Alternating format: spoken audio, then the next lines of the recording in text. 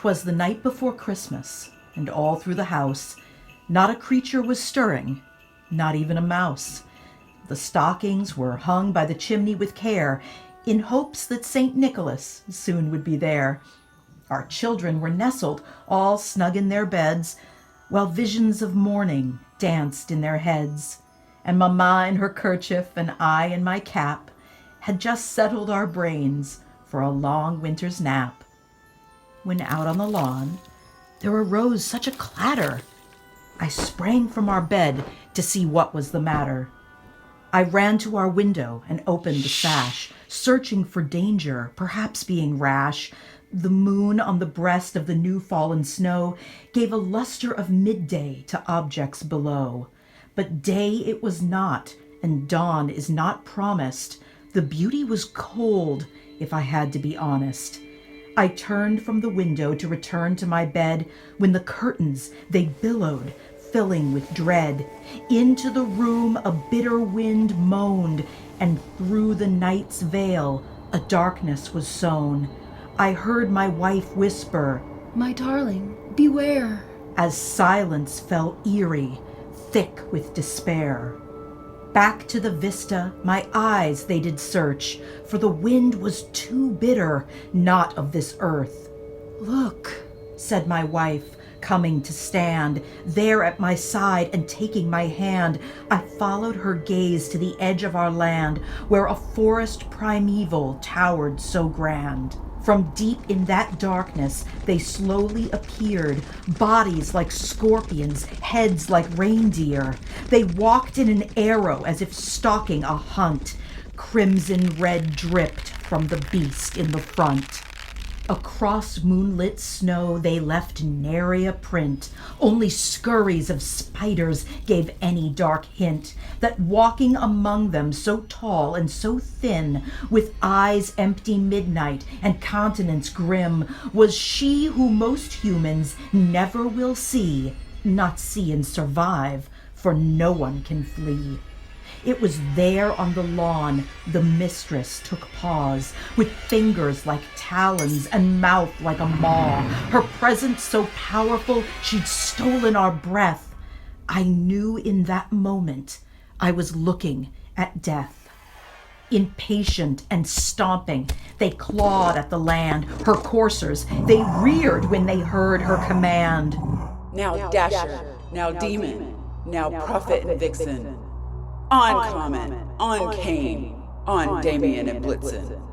Surround these four souls, surround these four walls.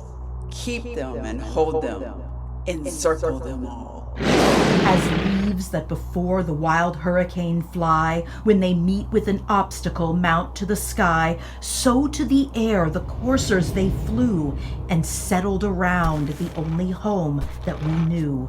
They created a circle sealed with their ill. If we tried to get out, we'd surely be killed. Next, in a moment, as fast as a shot, death stood in the moonlight, and then she did not. In slow motion, at least, I turned from the view, when downstairs I heard her, and my lady did too. She sounded like snakes, an unending hiss. She walked through our walls, a seething abyss. From the top of the stairs, between her and the kids, we stood and we watched her, goodness forbid. When she came to our tree, strung with bright lights, she threw back her head and laughed at our plight. Her eyes, how they burned! Her face made me wary. Her cheeks cracked with cackles. She knew what she carried. Plucked from her flesh, like burrs from her back, the wares from a peddler with hell in her pack. Her gifts, like her, were not of this earth, but objects of dread, of despair, and of dearth.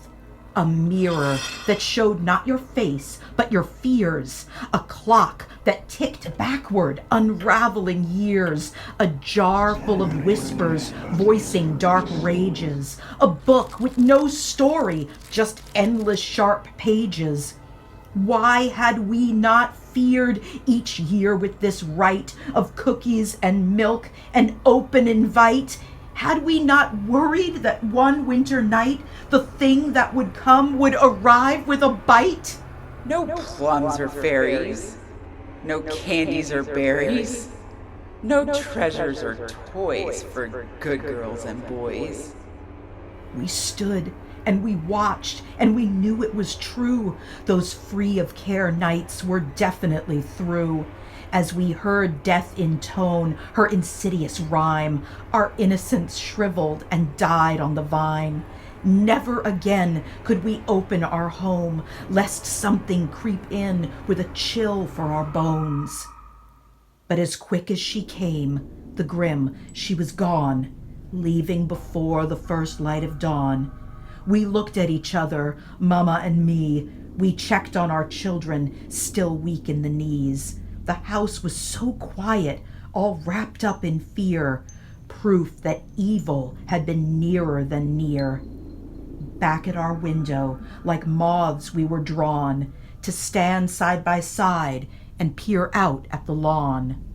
There stood the phantom, the specter, the fate, while her scorpion deer still circled in wait.